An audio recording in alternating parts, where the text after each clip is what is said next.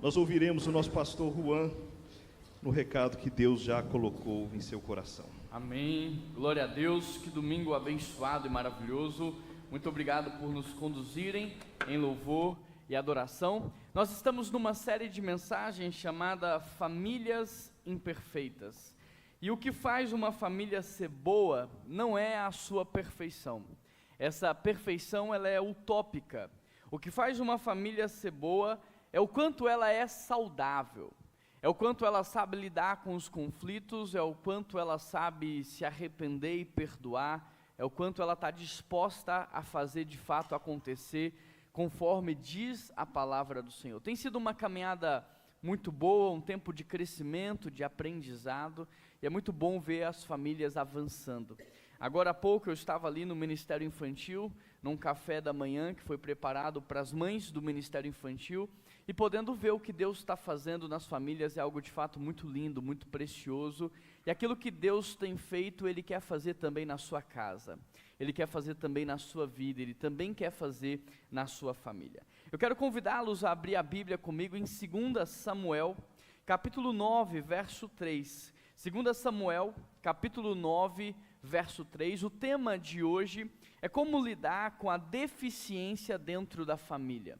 Nós já falamos aqui sobre diversos temas, e esse também é um tema muito oportuno, um tema que precisamos tratar. 2 Samuel, capítulo 9, verso 3, você que abriu a sua Bíblia, leia comigo por gentileza. O texto diz assim: perguntou-lhe Davi: resta ainda alguém da família de Saul, a quem eu possa mostrar a lealdade de Deus? Respondeu Ziba: ainda há um filho de Jonatas, aleijado dos pés. Até aqui está bom, mas eu quero que você permaneça com a sua Bíblia aberta.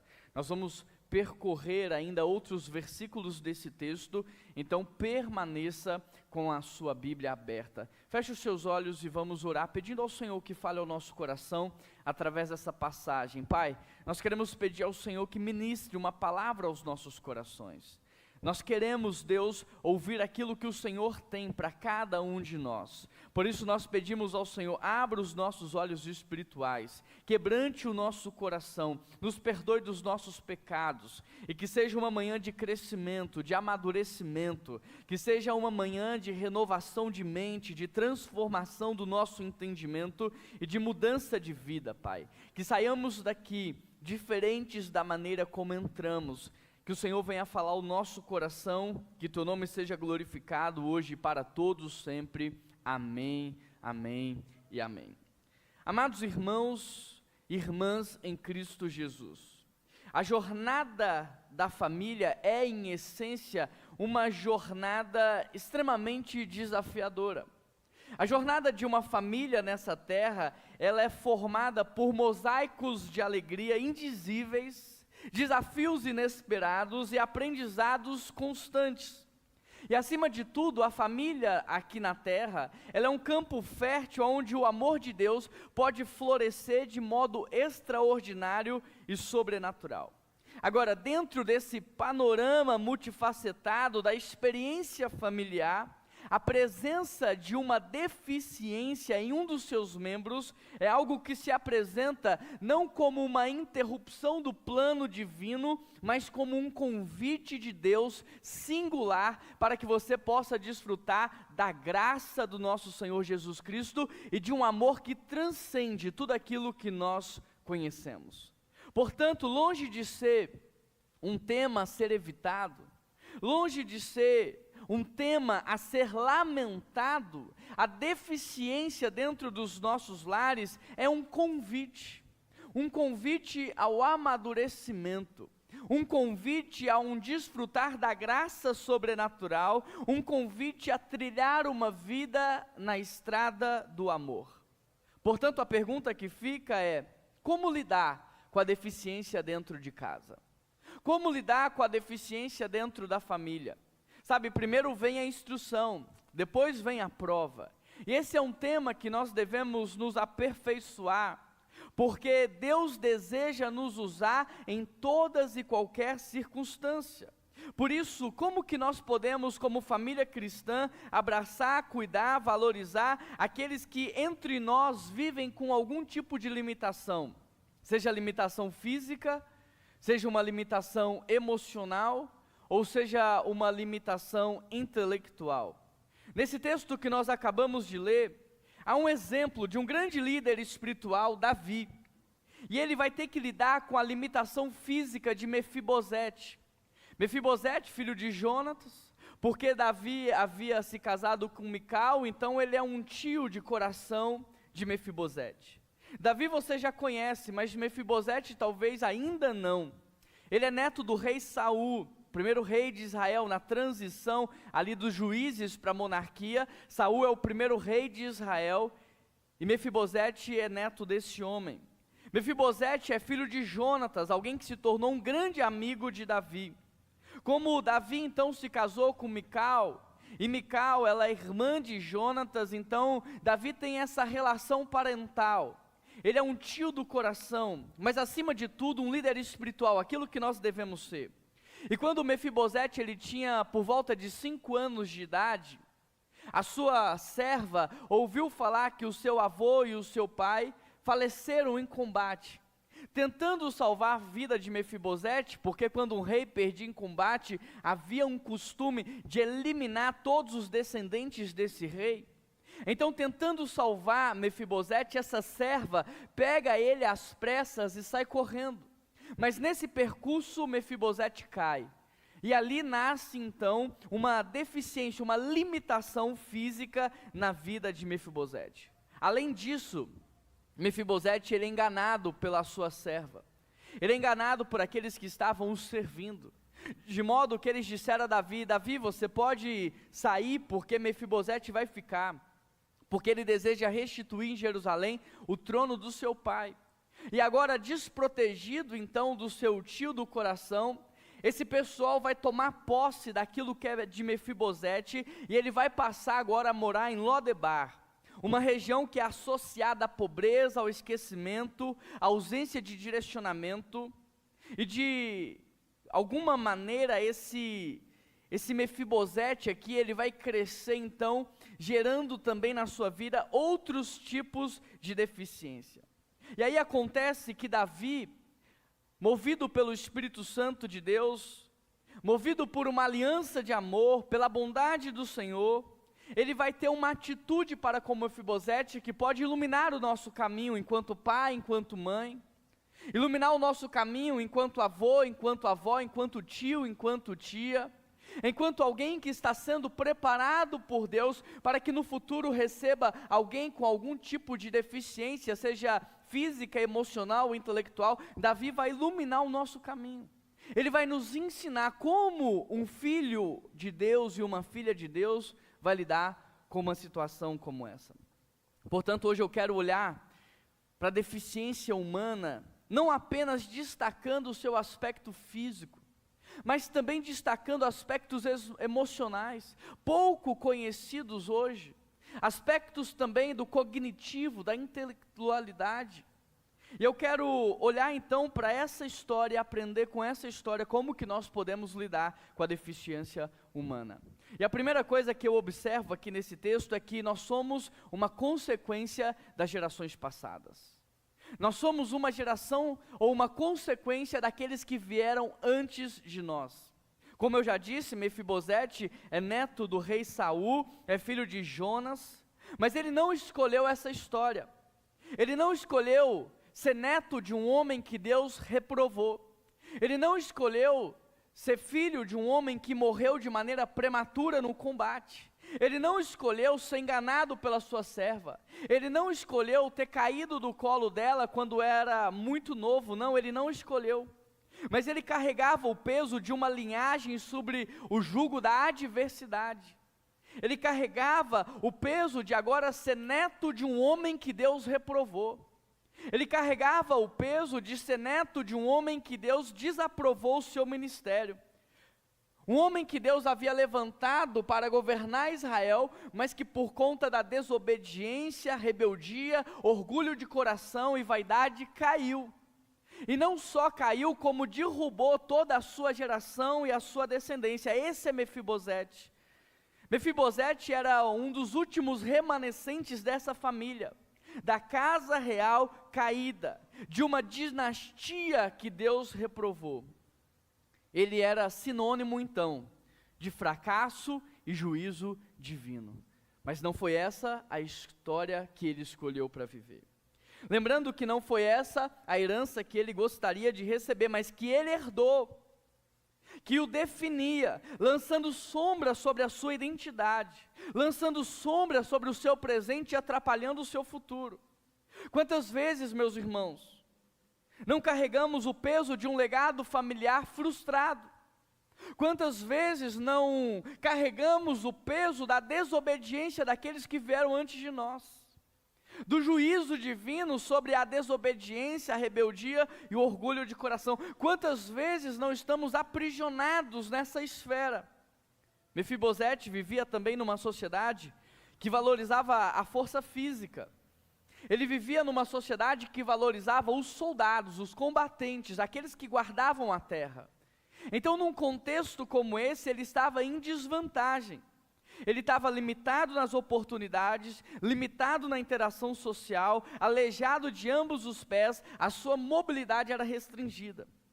E essa era uma deficiência que o lembrava constantemente do quanto ele carregava o peso do juízo divino sobre uma geração que não agradou ao Senhor. Mefibosete era deficiente espiritual por conta da rebeldia do seu avô, alguém que havia quebrado a relação com Deus, alguém que havia quebrado a aliança com o Senhor. Mefibosete era deficiente emocional por ter perdido o seu pai tão cedo, ter sido enganado pelas pessoas que ele mais confiava. Era deficiente físico por ter caído ainda tão novo de maneira inesperada. A segunda coisa que eu aprendo olhando para esse texto é que a deficiência é algo que pode ferir a nossa identidade. O texto diz no verso 3, Davi pergunta, resta alguém? E Ziba responde, ao filho de Jonatas, aleijado dos pés. A Bíblia não cita o nome dele, embora eu tenha feito uma introdução sobre quem é Mefibosete. A Bíblia não cita o nome deste homem. A Bíblia não fala nada a respeito dele, apenas que ele é filho de alguém e que ele é aleijado dos pés. Mefibosete tem a sua identidade castrada. Aleijado dos pés é uma descrição que está reduzindo o Mefibosete a uma condição física, um rótulo que foi dado para ele, mas ele é uma pessoa, ele é maior do que a sua limitação, ele é maior do que o seu aspecto físico, ele é maior do que a sua deficiência, mas ele foi rotulado assim. Se você observar, a deficiência fala mais alto do que o seu nome nesse texto, fala mais alto do que a sua identidade. Agora, quando o Mefibosete é trazido à presença do rei, a sua atitude é de alta depreciação. No versículo 8, ele diz assim, quem é o teu servo para que te preocupes com um cão morto como eu? Olha a maneira como Mefibosete se trata diante do rei. Um cão naquela época, naquela cultura, já era um animal considerado impuro. Um cão naquela cultura e naquela época era um animal que era considerado desprezível, mas um cão morto é algo repulsivo. Era assim que Mefibosete se via, como alguém repulsivo. Mefibosete não conseguia conceber como que alguém poderia ter lembrado dele, como que alguém poderia ter chamado ele, ainda mais agora o novo rei de Israel. Essa é a imagem que Mefibosete tem de si. Se em primeiro lugar nós somos uma consequência das gerações passadas, em segundo lugar, a deficiência pode ferir a nossa identidade. E a terceira coisa que eu aprendo aqui nesse texto é que a deficiência pode nos levar a habitar em Lodebar. No verso 4 o texto diz, onde está ele? Perguntou o rei Davi.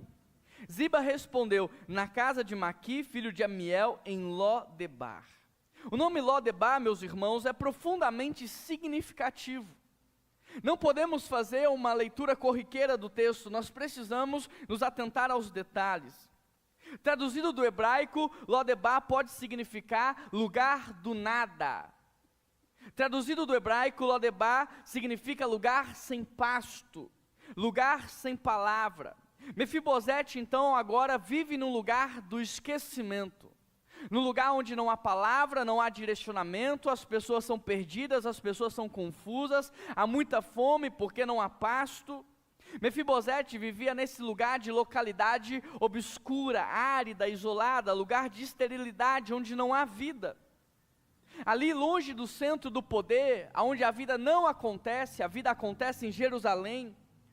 A vida é agitada em Jerusalém, a vida é bonita em Jerusalém. Ali está o neto do rei Saul, o filho do guerreiro e valente Jonatas, residindo agora de favor na casa de uma pessoa.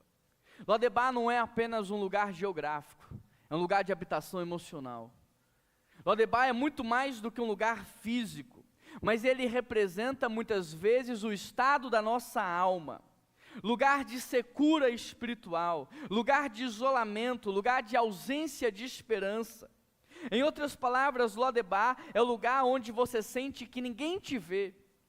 Lodebar é o lugar onde você sente que ninguém te percebe, ninguém sabe quem é você, ninguém se interessa na sua história, ninguém pergunta sobre você. É o lugar onde você se pergunta: será que ainda há espaço para mim nessa vida? Será que ainda há espaço?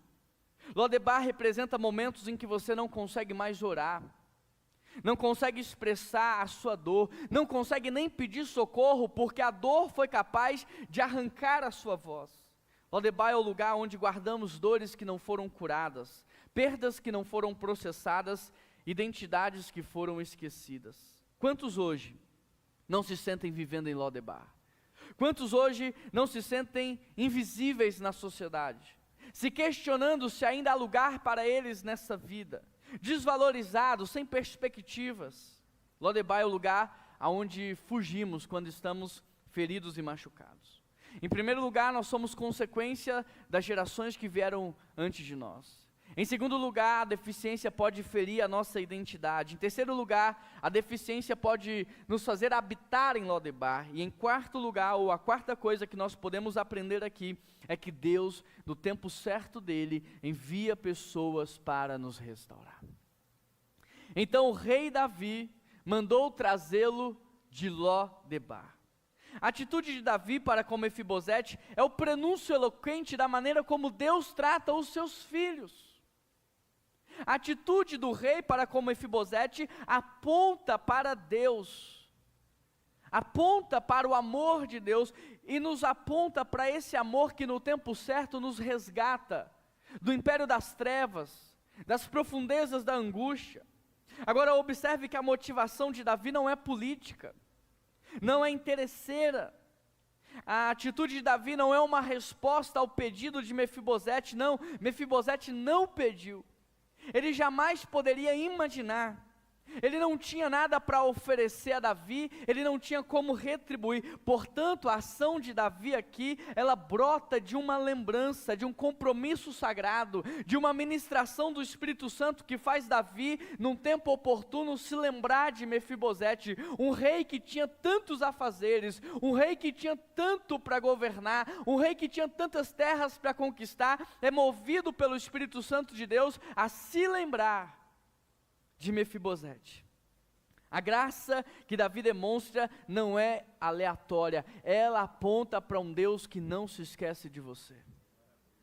O que está acontecendo aqui é um prenúncio de um rei que mais tarde viria chamado Cristo, e que também haveria de te chamar na presença dele. A ação de Davi para com Mefibosete aponta para o que Cristo haveria de fazer por nós. Agora, imagine Mefibosete, imagine a mente deste homem, quando é convocado à presença do rei, sendo neto de Saul, um inimigo agora da casa real. E naquele tempo havia o costume de se eliminar todos os descendentes de um rei conquistado, para que não houvesse risco. Então Mefibosete está ali com medo e com razão. Contudo, as primeiras palavras de Davi são: não tenha medo. A graça não apenas o busca, mas também o acalma. A graça não apenas te atrai para a presença de Deus, como também te assegura, remove a sua dor. Em vez de juízo, Mefibosete encontra bondade. Em vez de condenação, ele encontra restauração. A verdadeira graça de Deus também nos liberta do medo, da condenação, da rejeição, da morte. É isso que afirma o apóstolo João: no amor não há medo, o verdadeiro amor lança fora todo medo. Tudo que está acontecendo aqui é um prenúncio daquilo que Cristo haveria de fazer por nós. A iniciativa de Davi em resgatar Mefibosete é um espelho da soberania de Deus, porque todos nós, absolutamente todos nós, carregamos também marcas da queda.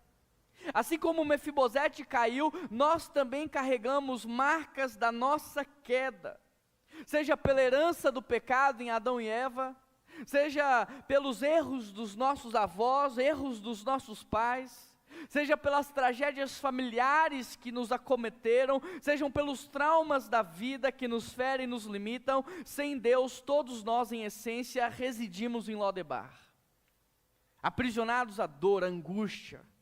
Somos como cães mortos, desprezíveis diante da santidade de um Deus majestoso. Mas ao reconhecer essa profunda realidade da nossa alma, da nossa miséria, ao reconhecer tudo isso, não devemos nos desesperar. Mas esse prenúncio de quem somos, ou esse anúncio do estado de que onde estamos, é um preparativo para que a graça de Deus se faça ainda mais bela em nossas vidas. É um preparativo para que nós possamos nos deparar com amor genuíno. É fundamental compreendermos que a história de Mefibosete é em essência a nossa própria história. E assim como Mefibosete estava perdido, mas foi encontrado, eu e você também um dia estávamos no lamaçal do pecado, no império das trevas, desprezíveis aos olhos do Senhor, mas um dia Ele também nos mandou chamar. Nos chamou pelo nome, nos ofereceu um lugar à mesa, não como servos apenas, mas como filhos por adoção, nos restaurou a herança perdida, nos deu vestes de justiça, nos deu um novo nome, uma nova identidade. A quinta coisa que eu aprendo aqui nesse texto é que as nossas deficiências não são justificativas para termos um coração ruim. Mefibosete, neto de Saul, verso 24, também foi ao encontro do rei. Ele não havia lavado os pés, não havia parado a barba, não havia lavado as roupas, desde o dia em que o rei partira até o dia que ele voltou. O texto aqui nos mostra, nos oferece um vislumbre do coração de Mefibosete. Como eu disse, não podemos ler o texto de maneira corriqueira, devemos nos prender aos detalhes. E o texto diz que ele não lavou os pés, que ele não aparou a barba e que ele não lavou as suas roupas desde o dia em que o rei partira até o dia em que o rei voltara. Não são sinais de desleixo na vida de Mefibosete, mas são sinais do luto. Naquele tempo, uma pessoa enlutada, ela demonstrava isso fisicamente, ela demonstrava isso aparentemente aqui. Essa aparência descuidada de Mefibosete é ele demonstrando a sua solidariedade ao novo rei de Israel.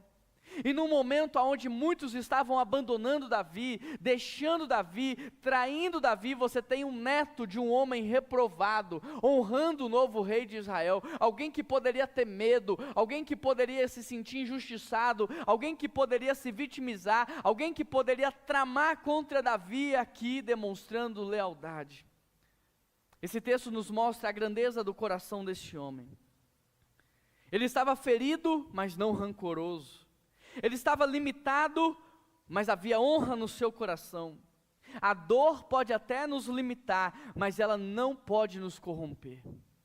As feridas podem nos frear, diminuir a nossa velocidade, mas nunca corromper a pureza do nosso coração. Porque se você é fiel e leal somente quando você é beneficiado, você não é fiel e nem leal. Você não tem caráter, você não tem escrúpulos, você é uma pessoa interesseira. Se você só é fiel e leal enquanto você está recebendo algo em troca, quando você está num ambiente onde você é beneficiado, se quando isso lhe é tirado, você muda a sua postura, você revela o seu coração. Não é o que as pessoas te fizeram fazer, Sim, elas te apertaram, mas o que você colocou para fora sempre esteve aí, escondido. Outra situação que revela o coração de Mefibosete é que ele foi enganado pelo seu servo, que havia tomado tudo o que ele tinha. Mas quando Davi sabe ou toma ciência da situação, Davi diz: agora, Ziba, você vai dividir com Mefibosete todas as coisas. E sabe o que Mefibosete diz? Sendo o verdadeiro proprietário de todas as terras, sabe o que ele diz? Não, Davi, deixa que ele fique com tudo. Eu já estou feliz pelo fato de saber que o Senhor está vivo, que o Senhor reina sobre Israel.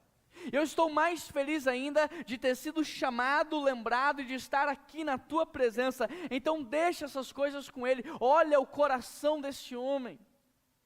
Como seria o teu coração nessa mesma situação? Você pediria vingança? Você pediria a cabeça de Ziba? Você, como verdadeiro proprietário, pediria a restituição completa? Como você lidaria diante dessa situação? Porque Mefibosete não argumenta, não pede a punição, não exige restituição, não se sente injustiçado, pelo contrário, ele demonstra submissão à palavra do rei. Ele demonstra confiança à palavra do rei, ele reconhece, ele prioriza o bem-estar do seu Senhor. Nenhum problema nesse mundo é justificativa para você ter um coração ruim. Nenhum problema, nenhuma ferida, nenhum trauma nesse mundo é justificativa para você retribuir o mal com o mal. A sexta coisa que eu aprendo aqui nesse texto é que da mesma forma que fomos restaurados, nós também devemos restaurar. Então o rei Davi mandou trazê-lo de Lodebar. Mefibosete, na sua condição de aleijado e esquecido, provavelmente nunca pensou que um dia ele estaria na presença do rei. Nunca sonhou, mas se você observar, é Davi quem pergunta, é Davi quem se interessa, é Davi quem investiga e é Davi quem manda chamar. A iniciativa é do maduro, a iniciativa é do rei. Mefibosete é passivo nessa história, ele é objeto da graça. E se foi assim que ele foi alcançado, apontando para a maneira como nós fomos alcançados, é assim também que nós devemos alcançar. Não devemos esperar a proatividade do outro. A iniciativa dele, ela é do maduro, ela é do líder espiritual, ela é daquele que Deus constituiu como autoridade. A iniciativa é nossa. Por isso eu quero te perguntar, quem são aqueles que precisam hoje da sua iniciativa? Quem são aqueles que estão ao seu redor, que precisam da sua proatividade? Quem são aqueles que estão perto de você e precisam da sua maturidade? Aqueles que não têm voz, aqueles que não têm força, aqueles que não têm iniciativa, mas estão ali aguardando, gemendo a revelação dos filhos de Deus. Quem são? E em sétimo e último lugar, como restaurar alguém que luta contra a deficiência? Então o rei convocou Ziba e disse-lhe: devolvi ao neto de Saul, seu senhor, tudo o que pertencia a ele e à família dele. Você, seus filhos, seus servos cultivarão a terra para ele. Você trará a colheita para que haja provisões na casa do neto do seu senhor. Mas Mefibosete comerá sempre à minha mesa. Ziba tinha 15 filhos e 20 servos. Então Ziba disse ao rei: o teu servo fará tudo o que o rei, meu senhor, ordenou. Assim Mefibosete passou a comer à mesa de Davi, como se fosse um dos teus filhos. Davi declara a Mefibosete: eu vou devolver para você agora tudo que lhe foi tomado. Olha o coração de Mefibosete e olha como esse coração, ele vai influenciar Davi. Chamando Ziba, Davi disse: olha, devolvei ao neto de Saul tudo que pertence a ele. Essa restituição que vai acontecer agora não é uma restituição apenas de uma riqueza material, é uma restituição da herança espiritual de Mefibosete. Davi está restituindo uma herança familiar, um legado familiar, a identidade dele. A partir desse momento aqui não vai ser mais o filho de Jonatas. A partir desse momento ele vai ser citado como Mefibosete, aquele que come à mesa do rei, aquele que é tratado como um filho. Davi está dando para Mefibosete a condição de dar continuidade à herança dessa família, ao legado dessa família. E nós precisamos também restaurar a identidade daqueles que são deficientes físicos, emocionais e intelectuais, como apresentando Cristo, apresentando para eles a oportunidade de serem chamados filhos e filhas amados de Deus, mas também recontando a história da família, mostrando para eles que eles são parte, trazendo para eles significado, senso de pertencimento. Em segundo lugar, Davi vai chamar ele para comer à sua mesa. E comer à mesa não era um ato trivial. Comer à mesa era símbolo de aceitação. Eu te aceito como você está. Eu aceito você. A sua limitação física não será impedimento para que você seja amado, acolhido e honrado na sua casa. A sua limitação intelectual, a sua limitação emocional não será mais impedimento para que você seja tratado como um filho, acolhimento. A promessa que Davi faz é: você jamais será lembrado pela sua deficiência, você será lembrado como um filho que come à mesa do rei, acolhimento. A mesa é lugar de comunhão plena, na mesa nós nos desarmamos, na mesa a gente se entrega, na mesa não tem ninguém maior nem menor, todo mundo é do mesmo tamanho, na mesa os corações são nivelados, a mesa é um lugar de cura. Não devemos deixar aqueles que sofrem de alguma deficiência apartados da mesa, afastados da comunhão, mas eles devem fazer parte do seio familiar, um lugar de acolhimento e serem honrados por quem são. Uma vez que a identidade é restaurada, nós devemos focar na restituição da relação plena. A deficiência não pode ser um impedimento para que aquela pessoa desfrute de uma festa familiar. A deficiência não pode ser um impedimento para que aquela pessoa desfrute de um passeio, desfrute de algo que a família está vivendo, uma restituição da comunhão plena.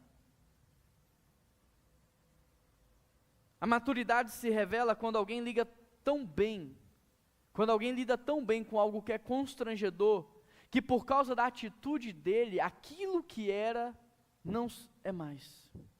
A maturidade se revela quando alguém tem uma capacidade de administrar aquilo que era constrangedor, de modo que para os outros que estão ali não é mais, por causa da postura e atitude dele. E esse é o chamado de Deus para as nossas vidas.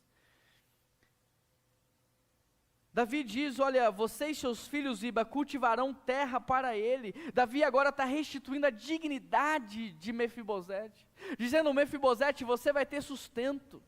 Mefibosete, você vai ter como sustentar agora a família que você vai constituir, a sua herança familiar. Nós devemos também restituir dignidade, criando formas e contextos para que aquela pessoa se sinta útil, com aquilo que ela pode, com aquilo que ela sabe, restituir para ela uma funcionalidade na família, um significado, uma ação. Nós precisamos dar condições mínimas de dignidade àqueles que estão ao nosso redor, porque dignidade gera confiança, gera autonomia, gera humanidade, e isso era tudo que Mefibosete precisava, se sentir humano outra vez. Não mais se sentir um cachorro morto, mas agora um ser humano de verdade. Assim Davi chamou Mefibosete para comer à sua mesa, dizendo para ele: Mefibosete, você nunca mais vai ser alguém tolerado. Mefibosete, você nunca mais vai ser alguém que as pessoas olham e pensam assim: meu Deus, não.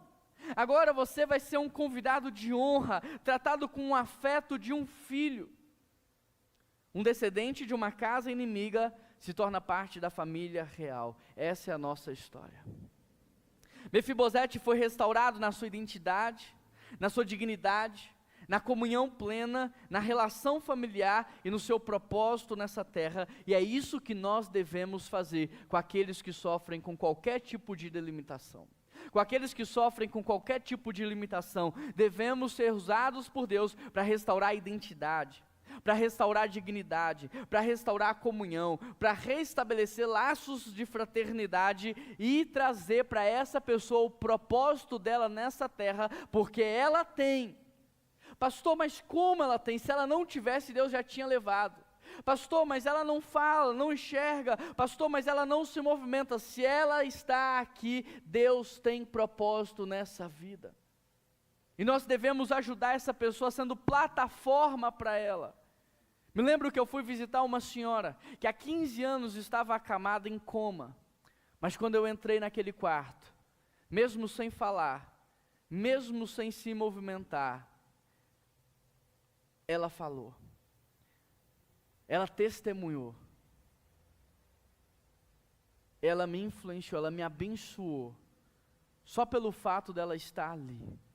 E nós precisamos ser o tipo de pessoa que gera essa plataforma para que essas pessoas cumpram o seu propósito nessa terra. E eu quero terminar minha fala perguntando para você: será que ainda existe esperança para os deficientes que vivem em Lodebar?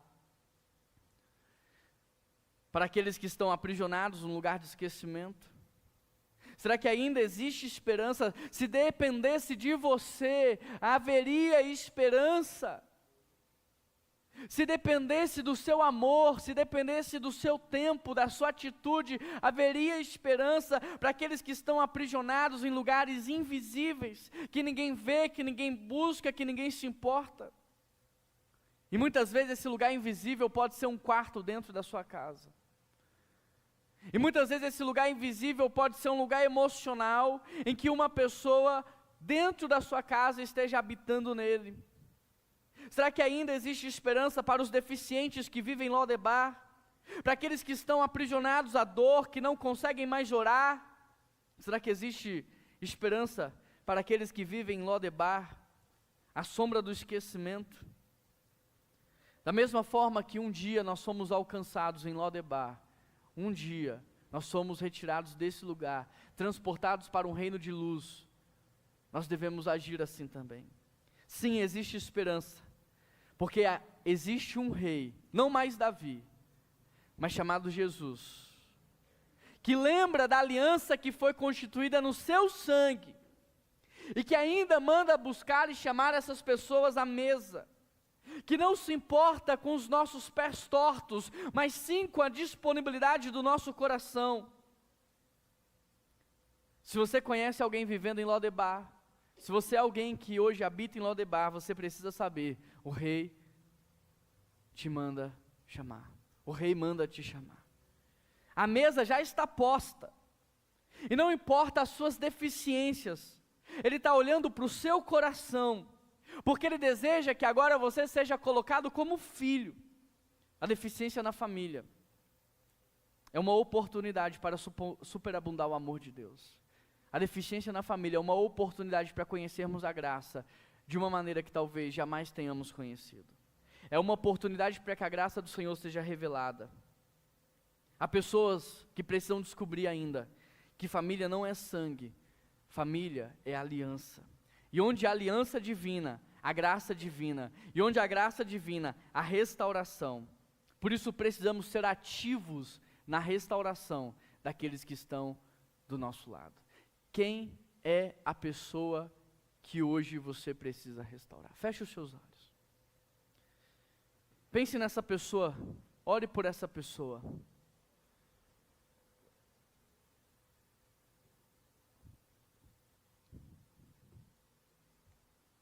Pai, nós queremos te pedir ajuda, porque nós éramos como Mefibosete, e talvez há algumas pessoas aqui que ainda estejam como ele, vivendo em Lodebar, habitando no lugar da dor, do esquecimento, do sofrimento.